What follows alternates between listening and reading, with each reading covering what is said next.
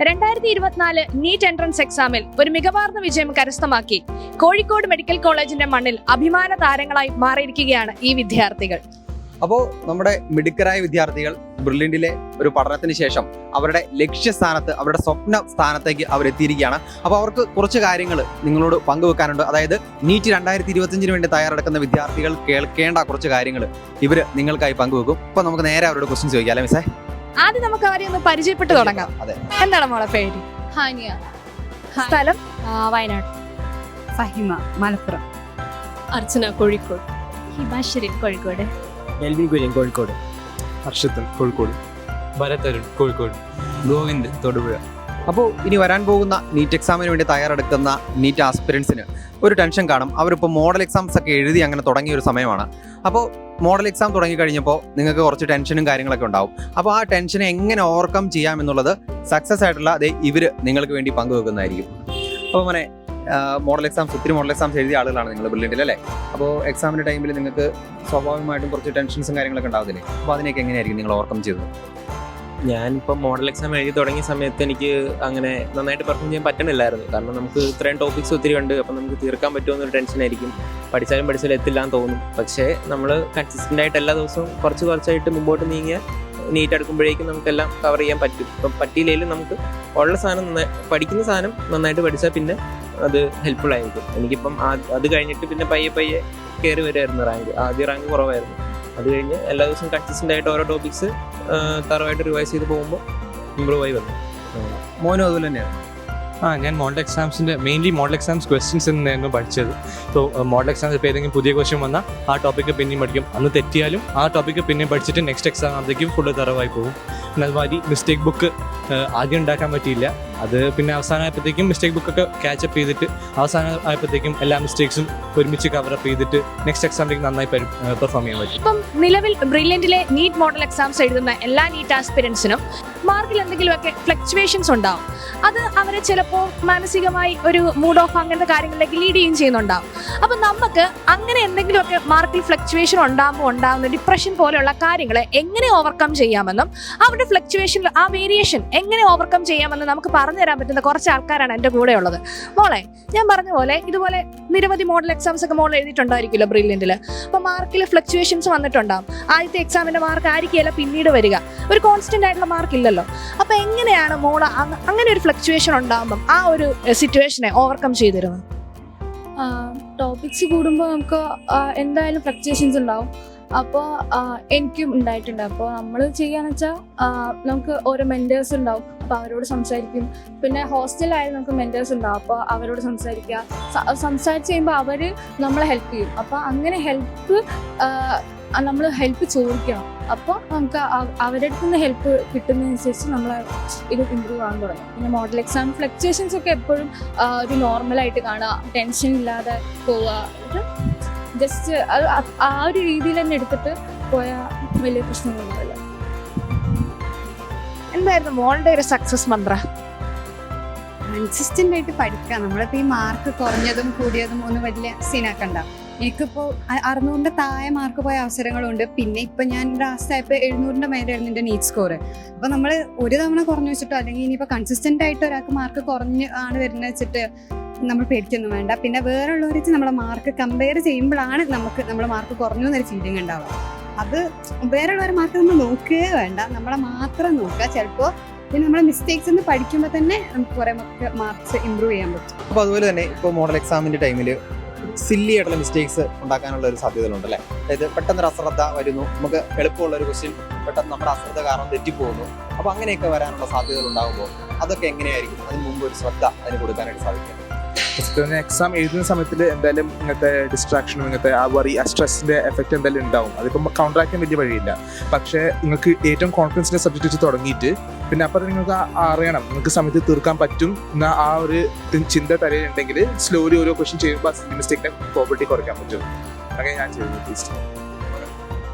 ഈ silly mistake വരുന്നത് ശരിക്കും പറഞ്ഞാൽ അത് ഞാൻ നീറ്റ് എക്സാമിന് ശേഷം റിയലൈസ് ചെയ്ത് ശരിക്കും പറഞ്ഞാൽ സില്ലി മിസ്റ്റേക്ക് വന്നതുകൊണ്ടാണ് നമുക്ക് ശരിക്കും പറഞ്ഞാൽ നീറ്റ് എക്സാമിന് ആ ക്വസ്റ്റ്യൻ വരും. കാരണം നമ്മൾ സില്ലി ആയിട്ട് കാണുന്ന ക്വസ്റ്റ്യൻസ് ആണ് നീറ്റിന് എപ്പോഴും സിമ്പിൾ ക്വസ്റ്റ്യൻസ് മാത്രമേ വരുള്ളൂ. അപ്പം ആ ഒരു ക്വസ്റ്റ്യൻ തെറ്റുക എന്ന് പറഞ്ഞാൽ ശരിക്കും പറഞ്ഞാൽ നമ്മുടെ ഭാഗ്യം. നമ്മൾ ആ സമയത്ത് റിയലൈസ് ചെയ്യില്ല. കാരണം ഇപ്പം നമുക്ക് ഈ ഒരു അവസ്ഥയിൽ നമുക്ക് നിൽക്കുമ്പോൾ നമുക്ക് ശരിക്കും മനസ്സിലാവും. കാരണം ആ ക്വസ്റ്റ്യൻ അന്ന് തെറ്റിയില്ലായിരുന്നു നമ്മൾ പിന്നെ ഓർക്കൂല, കാരണം തെറ്റിയ ഓർമ്മയെ നമുക്ക് ഉണ്ടാവുള്ളൂ. അപ്പം എനിക്ക് തന്നെ കുറേ ക്വസ്റ്റ്യൻസ് തെറ്റിയുണ്ടായിരുന്നു. അപ്പം തെറ്റുന്നതിന് എൻ്റെ ഒരു മാർഗം എന്ന് പറയുന്നത്, ആ തെറ്റിയ ക്വസ്റ്റ്യൻ നിങ്ങൾ നിങ്ങളുടെ ബുക്കിൽ, നിങ്ങളുടെ കറക്ഷൻ ബുക്കിൽ എപ്പോഴും എഴുതി വെക്കുക. എല്ലാ എക്സാമിന് മുമ്പ് തെറ്റിയ ക്വസ്റ്റ്യൻ മാത്രം, ആ എപ്പോഴും തെറ്റുന്ന ക്വസ്റ്റ്യൻ അതിന് ഫോർമുല ആയിരിക്കും, ചിലപ്പം NCERT-ൻ്റെ ഒരു ലൈൻ ആയിരിക്കും, ചിലപ്പോൾ NCERT-ൻ്റെ ഒരു വേർഡ് ആയിരിക്കും. അപ്പം ആ ഒരു ലൈൻ മാത്രം നിങ്ങൾ ടെക്സ്റ്റിൽ നിന്ന് ഒരു സ്ഥലത്ത് എഴുതി വെക്കുക. ചിലപ്പോൾ അടുത്ത എക്സാമിന് തെറ്റും. എനിക്കിപ്പോഴും ഓർമ്മയുണ്ട്, അവസാനത്തെ എക്സാമിൽ എനിക്ക് ഒരേ ക്വസ്റ്റ്യൻ പിന്നെയും തെറ്റുന്നുണ്ട്. മീൻസ് അതേ ക്വസ്റ്റ്യൻ ഞാൻ കൊണ്ടുപോയി പിന്നെയും തെറ്റിക്കും. അപ്പം പക്ഷെ അവസാനം വരുമ്പം ആ ക്വസ്റ്റ്യൻ നമ്മൾ കാണുന്നതിന് മുമ്പേ നമുക്ക് മാർക്ക് ചെയ്യും. അപ്പോൾ ശരിക്കും പറഞ്ഞാൽ നമുക്ക് 2 അഡ്വാൻറ്റേജാണ്. ഒന്ന്, നമ്മുടെ സമയം സേവ് ആവും, പിന്നെ നമുക്ക് ചിന്തിക്കേണ്ടി വരില്ല, വേറെ ക്വസ്റ്റ്യനിലേക്ക് പെട്ടെന്ന് എത്തിക്കാൻ പറ്റും.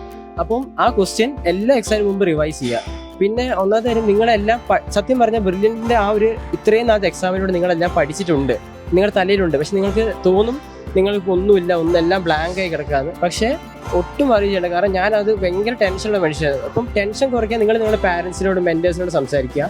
പിന്നെ ഉള്ളതെന്ന് വെച്ച് കഴിഞ്ഞാൽ സില്ലി മിസ്റ്റേക്ക് വരുത്തുന്നതിന് രണ്ടാമത്തെ റീസൺ എന്ന് പറയുന്നത് നിങ്ങളുടെ ടെൻഷനാണ്.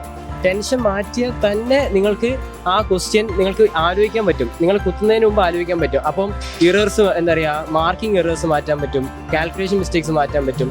ചിലപ്പോൾ ആ ക്വസ്റ്റ്യൻ ഒരു വേർഡ്, ആ വ്യത്യാസം അത് പെട്ടെന്ന് നിങ്ങൾ കണ്ണിപ്പെടുമ്പോൾ നിങ്ങൾക്ക് സന്തോഷം വരും. കാരണം വെച്ചാൽ നിങ്ങളത് മനസ്സിലാക്കി ആ ക്വസ്റ്റ്യൻ ഇങ്ങനെ ട്രിക്കിയാണ്. അപ്പോൾ അങ്ങനെ നിങ്ങൾക്ക് ഇവാലുവേറ്റ് ചെയ്യണമെങ്കിൽ നിങ്ങളുടെ സ്ട്രെസ് കുറയണം. അപ്പോൾ നിങ്ങൾ പാരൻസിനോട് സംസാരിക്കുക. പിന്നെ നിങ്ങൾ തന്നെ പഠിച്ചു എന്ന് നിങ്ങൾ വിശ്വസിക്കുക, നിങ്ങൾ പഠിച്ചിട്ടുണ്ട്. പിന്നെ നിങ്ങൾ ഇനി തിയറിയിലേക്ക് പോകാതെ ഷോർട്ട് നോട്ട്സ് കൈവയ്ക്കുക, തെറ്റുന്ന ക്വസ്റ്റ്യൻസ് മാത്രം തിയറി നോക്കുക. എന്നിട്ട് മാക്സിമം ഫിസിക്സ് ആൻഡ് കെമിസ്ട്രി ഇടയ്ക്കിടെ, മീൻസ് ബയോളജി മാത്രം പഠിച്ചുകൊണ്ടിരിക്കരുത്, ബയോളജി പഠിക്കുക, എന്നിട്ട് ഫിസിക്സിൻ്റെ ഒരു 5 പ്രോബ്ലം ചെയ്യുക. അപ്പോൾ നമ്മുടെ മൈൻഡ് ഒന്ന് ഫ്രഷ് ആവും. പിന്നെയും ബയോളജി പഠിക്കുക. പിന്നെ കെമിസ്ട്രി തിയറി പാർട്ട് ഒട്ടും മോശമല്ലാതെ ചോദിച്ചു വരുന്ന വർഷങ്ങളായി ഞങ്ങൾക്കുണ്ടായിരുന്നു, ഞങ്ങളുടെ തൊട്ട് മുന്നത്തെ വർഷം. അപ്പം അന്ന് ഞങ്ങളുടെ സീനിയേഴ്സ് പറഞ്ഞതെന്നാണ് ഞങ്ങളുടെ മനസ്സിലുള്ളത്. അതുപോലെ അത് തിയറി പഠിക്കുക, പിന്നെ പ്രോബ്ലം ചെയ്യുക. ഒരിക്കലും തിയറി മാത്രം വെച്ചോണ്ടിരിക്കരുത്, കാരണം നിങ്ങൾ പ്രോബ്ലം ചെയ്യുമ്പോൾ നിങ്ങളുടെ മൈൻഡ് കുറച്ചൊരു ഫ്രഷ് ആവും. അപ്പം അങ്ങനെയായിരുന്നു എൻ്റെ ഒരു സ്ട്രാറ്റജി. അപ്പോൾ ഒരു നീറ്റ് ആസ്പിരന്റിനെ സംബന്ധിച്ചിടത്തോളം അവർ ഫേസ് ചെയ്യാൻ പോകുന്ന ഒരു സബ്ജക്റ്റ് അല്ലേ, ഫിസിക്സ് ഉണ്ട്, കെമിസ്ട്രി ഉണ്ട്, അതുപോലെ തന്നെ ബയോളജി ഉണ്ട്. അപ്പോൾ എല്ലാവർക്കും ഒരേപോലെ എല്ലാ സബ്ജക്റ്റുകളും ക്രാക്ക് ചെയ്യാൻ പറ്റിയെന്ന് വരത്തില്ല. എല്ലാവർക്കും ചില ഡിഫിക്കൽട്ട് ടോപ്പിക്കുകൾ അല്ലെങ്കിൽ സബ്ജക്റ്റ് ഒക്കെ കാണും. അപ്പോൾ ഏതായിരുന്നു മോളുടെ ഒരു ഡിഫിക്കൽട്ട് സബ്ജക്റ്റ് എന്ന് പറയുന്നത്? എനിക്ക് ഇനീഷ്യലി ഫിസിക്സ് ആയിരുന്നു ഏറ്റവും ഡിഫിക്കൽട്ട് ആയിട്ടുണ്ടായിരുന്നത്. അപ്പം മോസ്റ്റ് ഓഫ് ദി ടൈം ഞാൻ പറഞ്ഞില്ല, അതിന് വേണ്ടിയിട്ട് തന്നെ മാറ്റിക്കാറുണ്ടായിരുന്നു. അപ്പം മെയിൻലി ആദ്യം കൺസെപ്റ്റ്സ് ഒക്കെ ക്ലിയർ ആക്കാൻ വേണ്ടി നോക്കുക. അത് ക്ലാസ്സിൽ തന്നെ നമുക്ക് ഭയങ്കര ഡെപ്തിൽ എന്നാൽ ആവശ്യമുള്ള കാര്യങ്ങൾ ഭയങ്കര ഡീറ്റെയിൽ ആയിട്ട് എടുക്കുമായിരുന്നു. അപ്പം അങ്ങനെ കൺസെപ്റ്റ്സ് ക്ലിയർ ആയപ്പോൾ തന്നെ പകുതി എളുപ്പമായി. അതിനുശേഷം മെജോറിറ്റി ക്വസ്റ്റ്യൻസ് പ്രാക്ടീസ് ചെയ്യുക. നമുക്ക് വർക്ക് ബുക്ക് ഉണ്ട്, പിന്നെ ക്ലാസ് നോട്ട്സ് ഉണ്ട്. അപ്പോൾ അതിനൊക്കെ മാക്സിമം ക്വസ്റ്റ്യൻസ് ട്രൈ ചെയ്യുക. പിന്നെ പ്രീവിയസ് ക്വസ്റ്റ്യൻസും ഇമ്പോർട്ടൻ്റ് ആണ്. അപ്പം അങ്ങനെ പ്രാക്ടീസ് ചെയ്ത് പിന്നെ അത് ഈസി ആവാൻ തുടങ്ങി. പിന്നെ ബാക്കിയുള്ള സബ്ജക്ട്സിനെക്കാളും ഫിസിക്സ് ഈസി ആവാൻ വേണ്ടി തുടങ്ങി. അപ്പോൾ നമ്മൾ മാക്സിമം നമുക്ക് ഏത് ഡിഫിക്കൽട്ട് എന്ന് വെച്ചാൽ അതിന് വേണ്ടി ടൈം നോക്കുക. അതേപോലെ ബാക്കിയുള്ളതിനും ഈക്വലായിട്ട് ടൈം ഡിസ്ട്രിബ്യൂട്ട് ചെയ്യുക. അപ്പം മോള് കൂടുതലും ക്വസ്റ്റ്യൻസ് വർക്കൗട്ട് ചെയ്ത് ഫിസിക്സിന് വേണ്ടിയിട്ടായിരുന്നു? ഫിസിക്സിന് വേണ്ടിയിട്ട് മാക്സിമം ഞാൻ പറഞ്ഞ ഏറ്റവും കൂടുതൽ ചെയ്യാറുണ്ടായിരുന്നു. വായിക്കുന്നേക്കാളും തിയറിനേക്കാളും ഫിസിക്സിൽ എനിക്ക് തോന്നിയിട്ടുള്ള ന്യൂമറിക്കൽസ് ഇതൊക്കെ പ്രാക്ടീസ് ചെയ്യുമ്പോൾ തന്നെ നമുക്ക് അതിന്ന് കുറേ പഠിക്കാൻ പറ്റും. പുതിയ കൺസെപ്റ്റ്സ് നമുക്ക് അതിന്ന് കിട്ടും. സോ അങ്ങനെയാണ് ഞാൻ ഫിസിക്സ് അങ്ങനെയാണ് എനിക്ക് കമ്പാരിറ്റീവ്ലി പിന്നെ ഈസി ആയി തുടങ്ങിയത്. അപ്പോൾ ഏതായിരുന്നു മോളുടെ ഒരു ഡിഫിക്കൽട്ട് സബ്ജക്റ്റ് എന്ന് പറയുന്നത്? എൻ്റെ പറയുകയാണെങ്കിൽ ഞാൻ ആദ്യം ഫിസിക്സ് കെമിസ്ട്രി ടഫ് ആയിരിക്കും എന്ന് വിചാരിച്ചിട്ടായിരുന്നു പോയത്. അപ്പോൾ പോയ ഉടനെ തന്നെ ഫിസിക്സ് കെമിസ്ട്രി ആയിരുന്നു കൂടുതൽ സമയം മാറ്റി വെച്ചത്. അതിനുവേണ്ടി ക്വസ്റ്റ്യൻ ചെയ്യും, അതിൻ്റെ കൺസെപ്റ്റും കൂടുതൽ സമയം എടുത്ത് പഠിക്കും. അപ്പം ബയോളജി നമ്മൾ ടെക്സ്റ്റ് വായിക്കും, കൺസെപ്റ്റ് ഒന്നും അത്ര ഡെപ്തിൽ മനസ്സിലാക്കാതെ ജസ്റ്റ് ബൈ ഹാർട്ട് പഠിച്ചു പോകും. പിന്നെയാണ് മനസ്സിലായത് ഈ ബയോളജിയിൽ ആ കൺസെപ്റ്റ് അറിയാതെ നമുക്ക് ഉത്തരവിടാൻ പറ്റില്ല എന്ന് മനസ്സിലായത്. അപ്പം ബയോളജി ടഫ് ആവാൻ തുടങ്ങി. ഇപ്പം ബയോളജിക്ക് വേണ്ടി കൂടുതൽ സമയം മാറ്റി വെച്ചു. ആ ജസ്റ്റ് NCERT വായിക്കുന്നതിലപ്പുറം അതിൽ എന്താണ് പറഞ്ഞിരിക്കുന്നത് എന്ന് മനസ്സിലാക്കാൻ വേണ്ടി ശ്രമിച്ചു പോയി. അങ്ങനെ പോയപ്പോൾ ബയോളജിയും കൂടെ ചെയ്യാൻ പറ്റി.